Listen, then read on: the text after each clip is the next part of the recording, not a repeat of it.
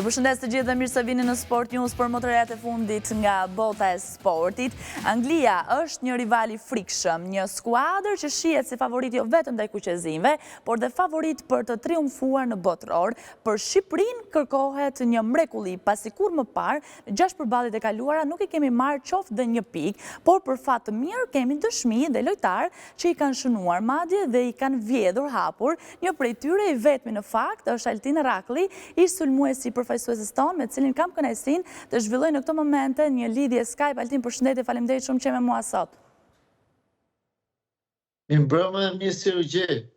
Altin, 24 vite më pas, çfarë titulli do t'i vendosë asaj ndeshje të 28 marsit të 2001-shit? Një gol i shënuar dhe një i anuluar ndaj Anglisë. Përpara se me shku para 25 vite, të shkojmë pak më mbrapa, se kemi edhe i gol tjetër të anulluar. Bila ishte akoma më i bukur i sulmdëvullarit në Wembley. Do të pyesja edhe për këtë, prandaj po fillimisht u ndala te kjo pjesa, sepse do të pyesja pak më vonë për Demollarin. Po, e vërtet. Ishte një ndeshje në fakt të çmendur nga pikpamja ime. Unë jam fut minutë 85, 5 minutat e fundit të ndeshjes dhe jam fut rastësisht vritet Fatmir Vata, pso një lëndim që nuk mund të vazhdonte lojën më. Unë kisha gati 45 a 50 minuta që bëja nxemje mas portës, si duket isha harruar atje. Edhe u futa minutë 85 dhe normalisht çfarë mund të bësh minutë 85, loja pothuajse kishte marru 2-0 për Anglinë. Për nga herë është dhe fati, pa tjetër, unë kisha dhe atë mlefin, si me thonë, që nuk po luaja nga fillimi, edhe u bashkon gjithë bashkë. Edhe bëhe veçantër sa ditë kam pas do të vetmin asist që Alban Bushi më ka dhënë gjatë gjithë kohës që kemi luajtur bashkë, ishte ai. Dhe atë dha me dorë. Kështu që pastaj ai goli i dytë, ai ishte fantastik, fakt, më fut Altin Lala një top në zonë. Shumë të bukur, fantastik, kërkova po aq mirë, po fatkeqësisht anulloi. Fatkeqësisht kam besim që do t'i kishte marrë pika ditë Anglisë, sepse s'kishte më kohë. Kështu që tani çka ka ik, çonim ç'a di marrim tani.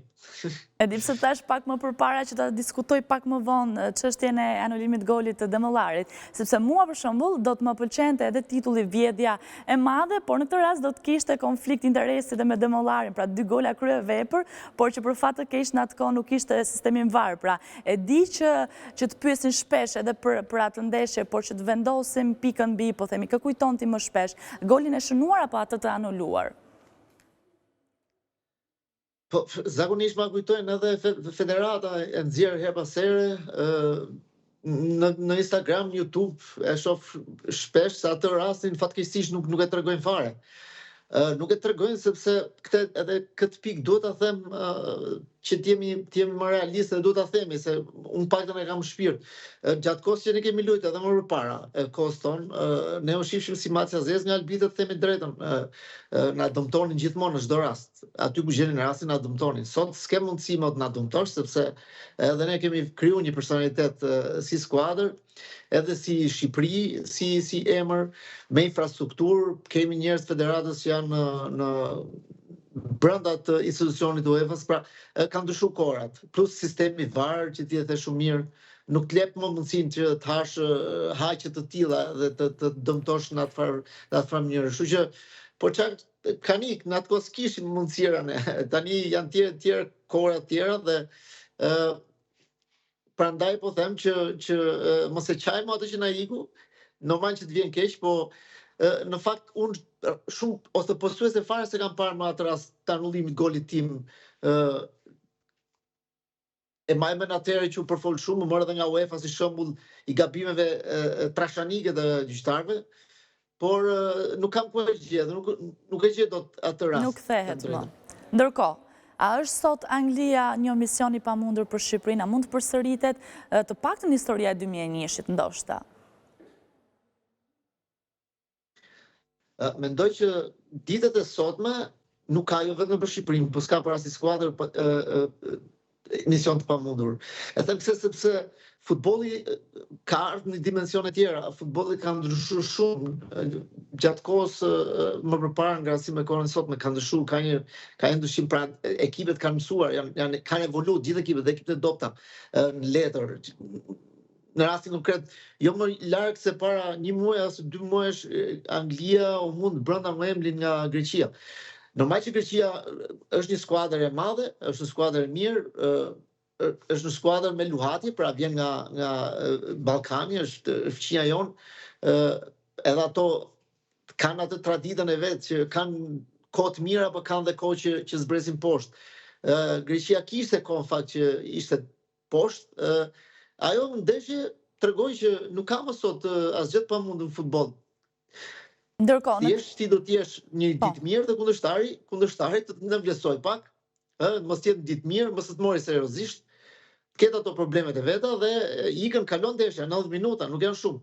Ndërkohë, në këndvështrimin tënd, Rakli, si duhet të luajmë, pra, çfarë duhet ne që të bëjmë për të qëndruar në lojë, për të marrë një rezultat pozitiv, apo jemi në dorë edhe të Anglisë në këtë pikë, domethënë?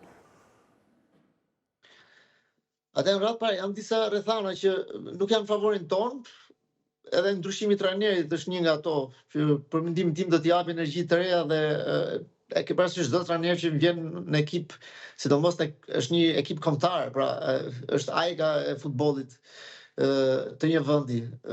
Atëherë do mundohet që ta filloj me këmbë marrë, ta filloj mirë dhe besoj do i mshoj fort që skuadrën ta motivoj. Ka është një skuadër që është jo shumë domethënë rivale, siç mund ta marrin ato ne. Dhe unë shpresoj ta marrin kështu si një skuadër dobët, një skuadër të lehtë, sepse kjo do ishte pastaj në favorin ton. Na pret atje patjetër një presion shumë i madh.